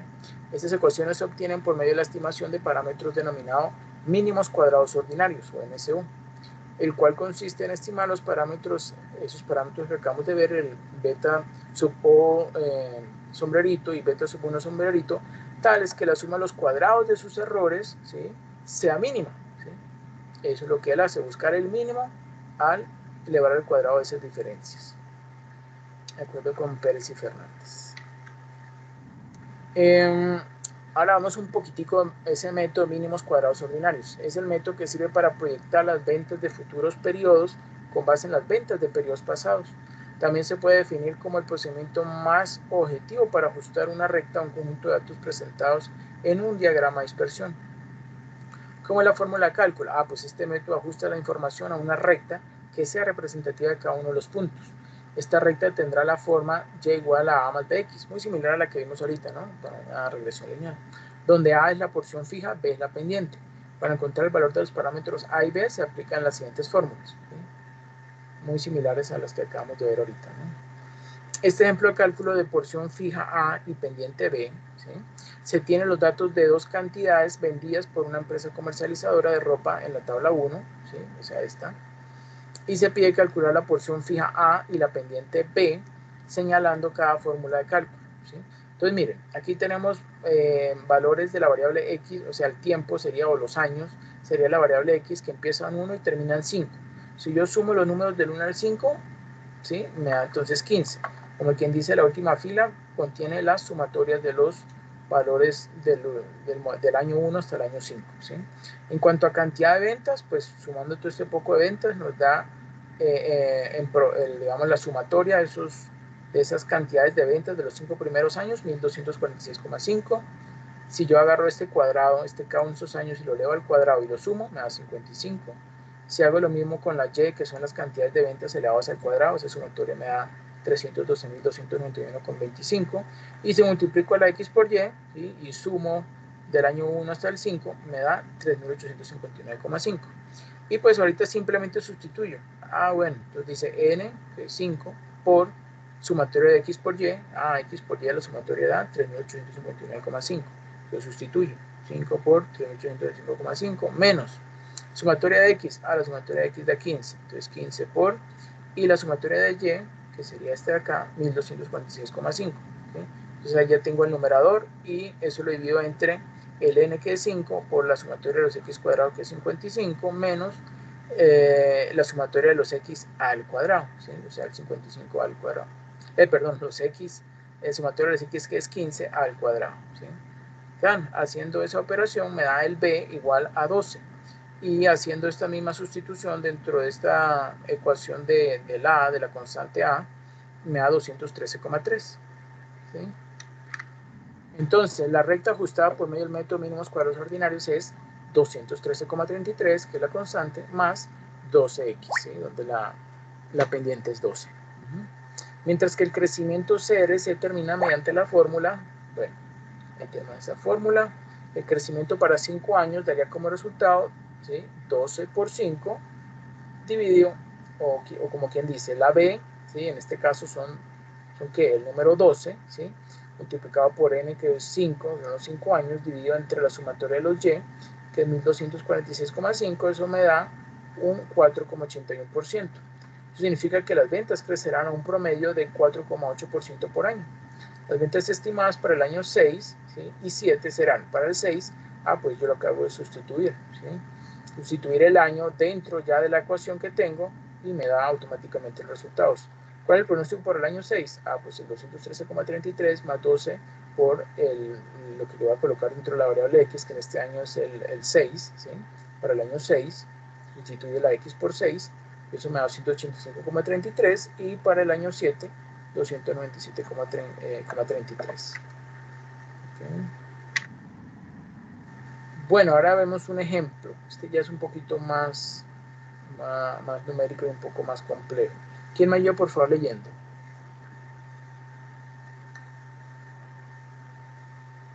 Yo lo hago. Gracias. Proyección de estados financieros. Ejemplo. El objetivo principal de la proyección de estados financieros es la medición del efecto que sobre la situación financiera de la empresa puede tener diferentes alternativas de decisión que en un momento determinado tenga la gerencia. El procedimiento consiste en proyectar cada una de las cuentas del estado de resultados, situación financiera y presupuesto de efectivo para confeccionar al final los mencionados estados financieros. Se utilizará el caso de la compañía La Solución S.A., empresa en proceso de creación, para la cual se desea determinar cuál debe ser el aporte inicial de los socios y cuál será la situación financiera proyectada al cabo del primer año de operaciones. La información disponible es la siguiente. Ventas esperadas, 60.000 unidades anuales a 165 pesos la unidad. Todas se harán a crédito. Costo unitario de materia prima, 40 pesos. Mano de obra directa por unidad, 20 pesos sin prestaciones sociales. Las prestaciones sociales representan el 50% de los salarios a pagar y el 80% de ellas se pagan en efectivo durante el periodo. Se debe comprar maquinaria por 5 millones. La vida útil estimada es de 10 años y se depreciará por el método de línea recta. Otros costos indirectos de fabricación mensuales: mano de obra indirecta, 30.000, arrendamientos, 15.000, mantenimiento, 5.000, entre otros, 20.000. Excelente, muchas gracias. ¿Quién me ayuda, por favor, continuando con el ejemplo, con estos datos del ejemplo? Voy yo, profesor. Gracias. Proyección de estados financieros. Gastos de administración y ventas, 120.000 mensuales. Un banco local prestará 3 millones al 18% anual. El plazo para pagarlo será de 3 años con abonos de 1 millón al final de cada año. Los intereses se pagarán por trimestre vencido. La tasa de impuestos es del 33%. La tasa esperada TMRR de los socios es el 35% antes de impuestos. Los proveedores de materia prima conceden un plazo de 45 días para el pago. Se desea mantener un efectivo mínimo equivalente a 2 meses de gastos de administración y ventas, salarios, entre paréntesis sin prestaciones, arrendamiento, mantenimiento y costos fijos mencionados antes. Los niveles de inversión en activos corrientes serán los siguientes: cuentas por cobrar, 2 meses de ventas; materia prima, 2 meses de producción; producto en proceso, 15 días de ventas expresado en unidades equivalentes terminadas; producto terminado, 75 días de ventas. Para resolver la primera parte, o sea, la relacionada con el cálculo del aporte inicial, lo que debe hacerse es obtener el volumen de dinero que hay que comprometer en cada uno de los diferentes tipos de activos, es decir, calcular la inversión en activos. Restando de esta cifra la financiación disponible, se obtiene el monto del aporte inicial. Ok, excelente, perfecto. Entonces aquí ya empiezan digamos, establecerse como las restricciones, ¿no? Cuentas por cobrar 2 meses de venta, materia prima 2 meses de producción, ¿sí? Todo eso está aquí ya todo desarrollado, ¿sí? Está aquí todo desarrollado. Muchas gracias, vamos a continuar. Entonces yo sigo, de acuerdo con la información disponible, los rubros de activo en los cuales se deberán comprometer fondos son efectivo, cuentas por cobrar, inventario de materia prima, producto en proceso, producto terminado y maquinaria. Sin embargo, dado que para calcular la mayoría de esos rubros es necesario conocer primero los costos unitarios, debe empezarse por la elaboración del presupuesto de producción. Presupuesto de producción. Uno se pregunta, ¿cuántas unidades deben producirse el primer año? Eso depende no solamente de las ventas esperadas, sino también de los volúmenes de inventario que se desea mantener.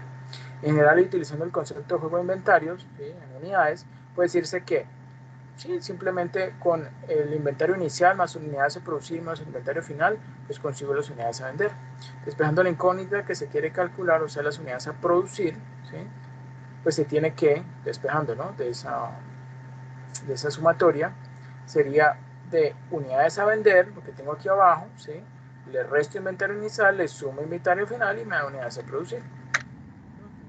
Pero como en este caso se plantea el mantenimiento de inventarios de producto en proceso y producto en terminado, hay que elaborar el doble juego de inventario. Entonces sería unidades a vender menos inventario inicial de producto en proceso, menos inventario inicial de producto terminado, o sea, se agrega el proceso, más el inventario final de producto en proceso, más inventario final de producto terminado. Eso entonces me daría un poco más grande, ¿no?, unidades a producir. Como es un proyecto que apenas comienza, no hay inventarios iniciales y por lo tanto solo se deben calcular los finales. Para ello pueden utilizarse los índices de rotación. Si para el producto terminado se desea mantener un inventario equivalente a 75 días de ventas, es porque la rotación esperada es ¿de qué? Pues días de inventario de producto terminado serían 360 dividido entre la rotación esperada, que yo sé que es 75. Entonces voy a despejar rotación esperada, ¿no? Entonces, si está dividiendo, pasa a multiplicar. Entonces sería 360 dividido ese inventario de producto terminado, ¿sí?, o sea, como quien dice 360 entre 75, y me daría una rotación de 4,8 veces. ¿Sí? 4,8 veces. Dice rotación del inventario de producto terminado es rotación del producto terminado igual costo de ventas entre inventario promedio de producto terminado, pues expresado en unidades, ese índice será igual a que unidades vendidas sobre unidades de inventario promedio. Despejando en esa igualdad las unidades de inventario promedio, se tiene que unidades de inventario promedio, ¿sí?, va a ser igual a unidades vendidas dividido la rotación del producto terminado, ¿sí? A efectos de proyectar, el inventario promedio será el inventario final. La rotación será la rotación deseada y las unidades vendidas serán las unidades a vender. Por lo tanto, inventario final del producto terminado, lo que tenemos acá, va a ser igual a unidades a vender dividido entre rotación deseada. O sea, y como ya sabemos que la rotación deseada es 4,8, pues sustituimos 60.000 entre 4,8, me da un inventario final del producto terminado de 12.500 unidades. Como el inventario del producto en proceso se debe expresar en unidades equivalentes terminadas, ¿sí?, o sea, una porción, puede aplicarse el anterior procedimiento para su cálculo. Entonces, sería inventario final del producto en proceso igual unidades a vender dividido entre la rotación deseada igual a 60.000 dividido entre algo. La rotación deseada será igual a días de inventario del producto en proceso, que son 15, ¿sí?, que vienen de ¿dónde? De 360, ¿sí?, o mejor dicho, el día de inventario de producto en proceso, ¿sí?, es igual a ¿qué? A 360 entre rotación esperada, ¿sí? Y por lo tanto la rotación esperada va a ser igual a ese 360 dividido entre 15, ¿sí?, porque este 15 pasa a dividir, ¿sí?, y me daría la rotación esperada, bueno, y la rotación esperada que está yendo pasa al otro lado, ¿sí?, en el numerador, será igual entonces la rotación esperada igual a 24 veces. El inventario final será inventario final producto en proceso igual a unidades a vender dividido entre rotación deseada, sustituyendo los 60.000 entre 24 que me da 2.500 unidades. Con la información correspondiente a los inventarios finales puedo elaborar el presupuesto definitivo de unidades a producir, que es el que tenemos allí.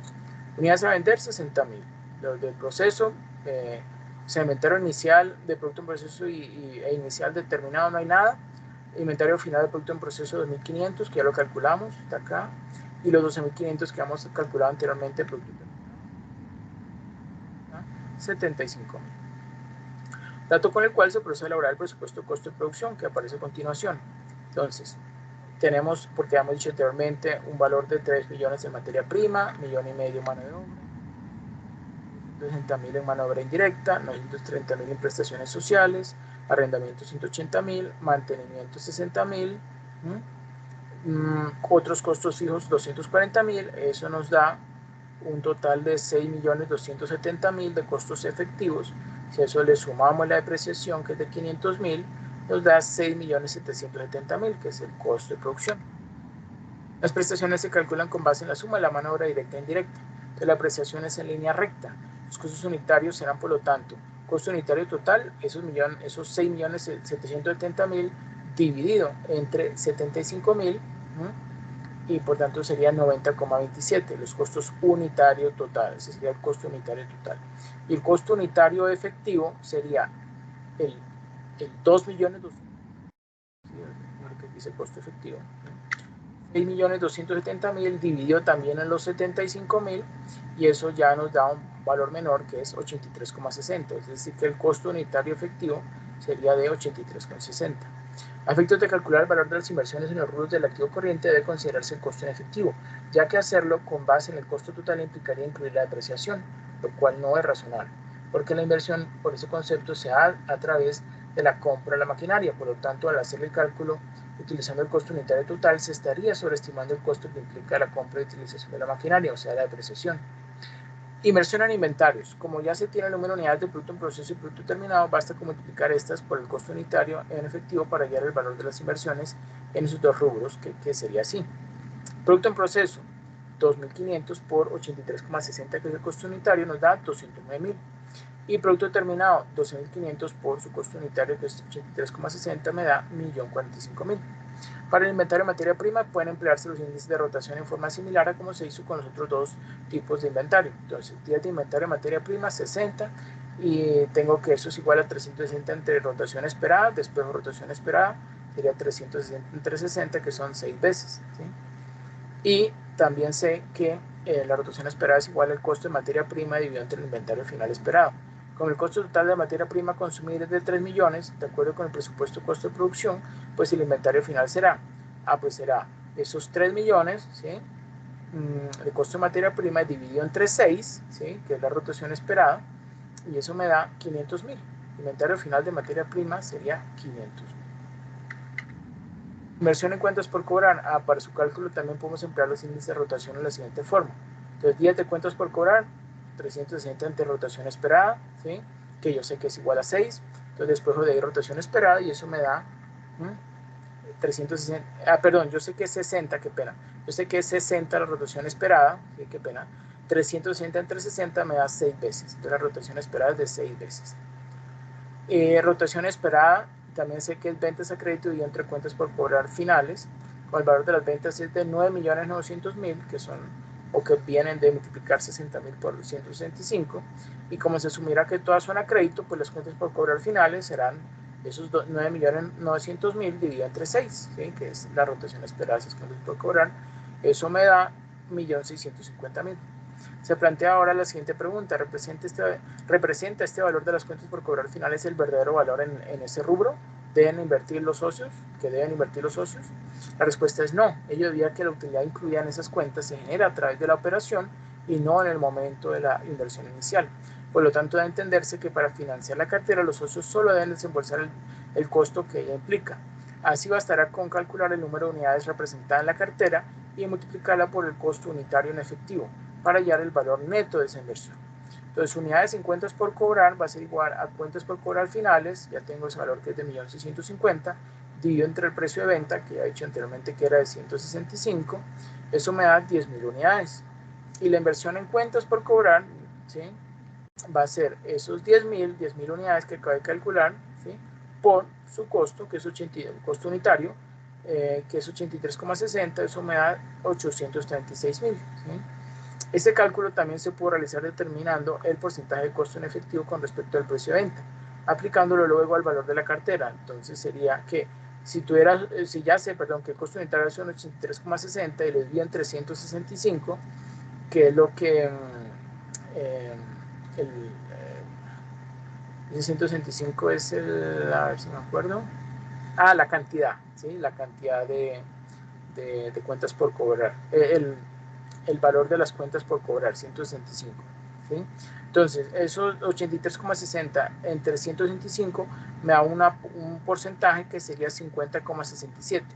Entonces, la inversión será igual a el 50,67% de los 1.650.000, que también me da 836.000.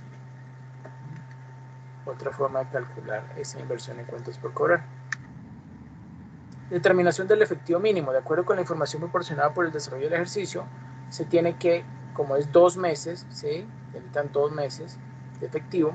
Entonces, a partir de los gastos que la empresa va a tener, que dice que son gastos de administración y ventas, 120.000 por 2 meses, todo multiplicado por 2, ¿no? 120.000 por 2, 240.000. Salarios, pues sería lo del año dividido entre 6, ¿sí? Para obtener el valor bimensual, 310.000. El arrendamiento, 15.000 por 2, 30.000. Mantenimiento, 5.000 por 2, 10.000. Otros, 20.000 por 2, 40.000. Sumo todo esto, eso me da 630.000, o sea que el total de efectivo mínimo requerido son 630.000. Financiación de proveedores. También en este rubro podemos utilizar los índices de rotación. Entonces, días de cuentas por cobrar sería 45, o yo sé que va a ser 45, y eso es igual a 360 entre rotación esperada. Despejando rotación esperada, pues sería 8 veces. Y ya teniendo esas 8 veces, ¿sí? Cuentas por cobrar finales, entonces simplemente divido las compras a crédito entre 8, ¿sí? Y suponiendo que, como aquí vemos allí en esta ecuación, cuentas por pagar finales igual a compras a crédito dividido entre 8, ¿sí? Voy a despejar, tengo que tener otra variable, otro número para poder despejar, ¿cierto? Para poder encontrar la variable que yo quiero. Como se observa, debe averiguarse primero el valor de las compras, que se supone son todas a crédito, para lo cual se recurre al juego de inventario de materia prima. Entonces, nuevamente empezamos a manejar el álgebra, ¿sí? Inventario inicial de materia prima más compras menos inventario final de materia prima, eso me da el consumo en materia prima. Dando las compras y entendiendo que el inventario inicial es 0, se tiene que el consumo de materia prima es de 3 millones menos el inventario inicial de materia primas que ya vimos al comienzo, como está empezando es 0, y le sumo el inventario final de materia prima, que es 500.000.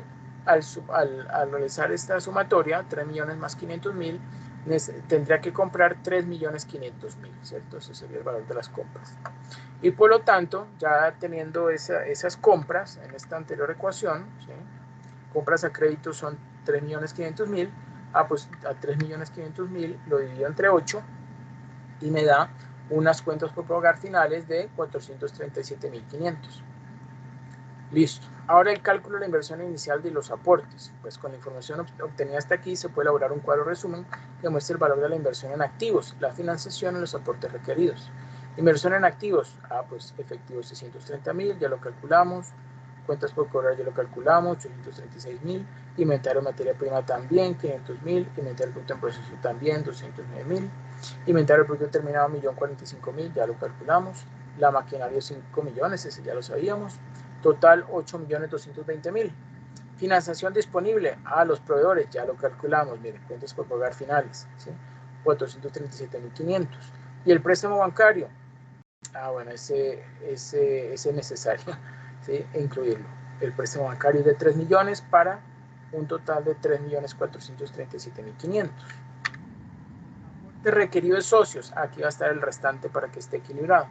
Inversión en activos, 8.220.000, menos financiación, que es el que tenemos acá, 3.437.500, ¿sí? La financiación disponible. Es decir, que se va a requerir un total de aporte por parte de los socios de esta diferencia, ¿no? Que serían 4.782.500. Resuelta la primera parte, se procede a elaborar los estados financieros proyectados, siendo el primer estado financiero que se elabora el de estado de resultados, ¿sí? Es importante eso, ¿no? Proyección del estado de resultados. Toda la información para elaborarlo está disponible, excepto el costo de ventas, cuya forma de cálculo se ilustra a continuación, como vemos allí. ¿Qué es lo único que tenemos de este costo de ventas? El costo de producción, ¿sí? Pero no tenemos ni inventario inicial producto en proceso, no, ya dijimos que eso no es cero. Menos inventario final del producto en proceso, no lo sabemos. Costo de los productos terminados, no lo sabemos. Más inventario inicial del producto terminado es cero. Menos inventario final del producto terminado, no lo sabemos. Y el total de costo de ventas, no lo sabemos. Entonces, ¿qué pasa? Los valores de los inventarios finales del producto en proceso y producto terminado que se mostraron en el cálculo de la inversión inicial fueron calculados con base en el costo unitario en efectivo y justamente por ese hecho, dichos valores obtenidos no sirven para calcular el costo de ventas en razón de que hay que incluir la depreciación. Por lo tanto, los valores contables de estos inventarios que deberían aparecer en el balance general al final del primer año y de hecho servir de base para obtener el costo de ventas deben ser calculados con base en el costo total de la siguiente forma. Entonces, inventario final del producto en proceso, 2.500 por 90,27, eso me da 225.667. Inventario final del producto terminado, esos mismos 12.500 que hemos obtenido anteriormente, por 90,27, eso me da 1.128.333, ¿sí? Así, el costo de ventas será. Entonces ahí sí ya tengo nuevos valores para incluir dentro de esta misma matriz que teníamos antes. Eso me da un costo de productos vendidos de 5.416.000. Para preparar el balance general, ahora sí vamos a presentar el balance general, debe proyectarse cada una de las cuentas que lo conforman, entre las cuales la más importante es el efectivo, ¿sí? Que corresponderá al saldo final que arroja el presupuesto o movimiento efectivo durante el primer año. Entonces, ¿cómo hacemos para esa proyección del flujo efectivo? Como en una alternativa determinada se pueden presentar infinidad de conceptos que implican movimiento efectivo, la elaboración de esta proyección puede dificultarse si no se sigue un orden específico que evite que algunas partidas se olviden, presentándose al final un descuadre en el balance general. Una lista de control de los principales conceptos que implican movimiento efectivo podrá ayudar a la elaboración sin incurrir en errores. Y miren, ya teníamos anteriormente los resultados o los valores, perdón, de estos estados de resultados, ¿sí? Que nos arrojó, ¿sí? 1.677.680. Entonces, proyección de estados financieros. Con respecto a los ingresos, ¿qué necesitamos? El recaudo de cartera, aportes de socios, que son actividades de financiación, préstamos, que son actividades de financiación, venta de activos, que son actividades de financiación y otros ingresos. Y respecto a los egresos, pues son salidas de dinero, ¿no? Pago a proveedores, sueldos, salarios, prestaciones sociales, demás costos indirectos de fabricación, gasto de administración de ventas, intereses, impuestos, abonos a préstamos. inversiones en activos fijos y otras a largo plazo, como una actividad de inversión, pago de dividendos y otros egresos. Entonces, siguiendo ese orden sugerido, se obtiene la siguiente proyección del efectivo, que utilizará el formato de presentación sugerido para el estado de flujo efectivo, que es el que tenemos acá. Esta es la proyección del estado de flujo efectivo, ¿sí? Que, como podemos observar allí, nos da un EGO, o sea, un efectivo generado por operaciones de 663.500. Todos estos demás valores ya los habíamos obtenido, ¿cierto? Y ya con esa información, ¿sí? Perdón, con la información anterior, podemos calcular para nuestro flujo de caja las actividades de financiación, las actividades de inversión y el efectivo final, ¿sí? Observamos allí que el efectivo final es 1.906.000. Y bueno, ya falta poquito. A continuación se explica la forma en que se calculan los diferentes valores que conforman el EGO. ¿Qué es el EGO? El efectivo generado por operación. Para lo cual se utilizó el método directo. Hay método directo e indirecto. Vamos a utilizar el directo, que es más sencillo. Las ventas afectan al efectivo en términos de los recaudos de cartera, los cuales se calculan desglosando el movimiento de las cuentas por cobrar en la siguiente forma. Entonces, primero, recaudos. Cuentas por cobrar iniciales, no las conozco, más ventas de contado y crédito, que son 9.900.000, menos cuentas por cobrar finales. Eso me da un total de recaudos de 8.250.000. La obtención del valor de las cuentas por cobrar finales fue explicada en la sección anterior, donde se calculó la inversión en este rubro. El costo de ventas se explica en términos de efectivo, analizando los diferentes componentes del costo de producción. Recuérdese que el orden de presentación y obsérvese primero la incidencia de las materias primas. En la misma forma utilizada para las cuentas por cobrar, los pagos por concepto de materias primas se obtienen desglosando las cuentas por pagar en la siguiente forma. ¿Cómo hacer sus pagos a proveedores? Pues las cuentas por pagar iniciales, que no las conozco, más compras, menos cuentas por pagar finales, me da un total recaudos de 3.062.500.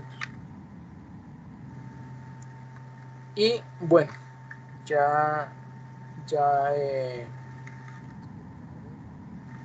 bueno, esto último y miramos ahorita el resultado final y finalizamos. El cálculo del valor de las compras y las cuentas por pagar finales aparece en la sección donde se explicó la obtención de la financiación de los proveedores. Los salarios corresponden a la mano de obra directa e indirecta por un total de 1.660.000, lo mismo que el arrendamiento, el mantenimiento y los otros costos indirectos representan un desembolso efectivo por su valor total y por lo tanto no se requiere explicación adicional.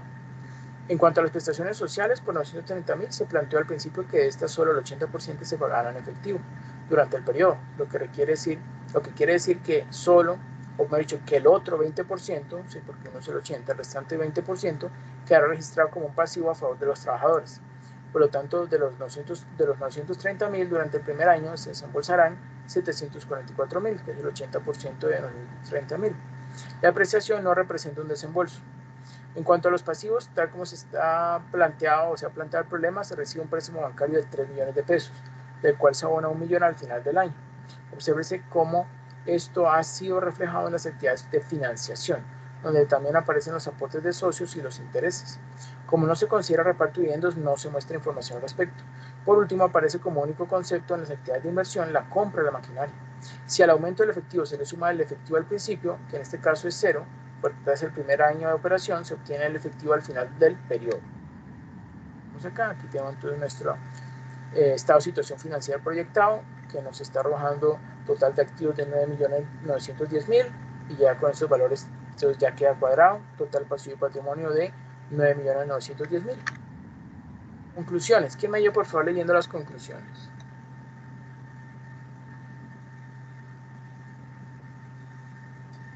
Yo, profesor. Los pronósticos financieros permiten prever la situación financiera, ingresos y egresos de la organización, teniendo en cuenta factores internos y externos importantes como el análisis histórico de las finanzas de la empresa. Segundo, en las proyecciones financieras deben considerarse los siguientes elementos: estacionalidad, saldos comerciales, comportamiento del mercado en un periodo de tiempo, gastos, transacciones y operaciones diarias, flujo de efectivo, capacidad de producción e histórico de ventas. Ok. ¿Y estas? El análisis financiero es el estudio e interpretación de la información contable de una empresa u organización con el fin de diagnosticar su situación actual y proyectar su desenvolvimiento futuro. Los indicadores financieros o ratios sirven para mostrar las relaciones que existen entre las diferentes cuentas de los estados financieros y para analizar su liquidez, solvencia, rentabilidad y eficiencia operativa. Al cumplirse con la primera norma, los recursos permanentes deben cubrir los activos no corrientes, la empresa gozará de estabilidad financiera. Al cumplirse la segunda norma, recursos permanentes alcanzan a cubrir todo el activo fijo, las existencias y parte irrealizable, la empresa no correría riesgo de interrumpir el proceso productivo, ya que tendría existencias suficientes para cubrir las demandas de sus clientes. Stock de seguridad. Al cumplirse la tercera norma, pasivo corriente es igual a realizable más disponible, que es el efectivo y cuentas corrientes, se evitará financiaciones a largo plazo. Ok, excelente, muchas gracias. Bueno, muchachos, eso sería entonces lo correspondiente a un ejemplo, sí, bastante detallado sobre pronósticos del estado de resultados y luego el balance general, ¿no? Y bueno, lo que también vimos del GIF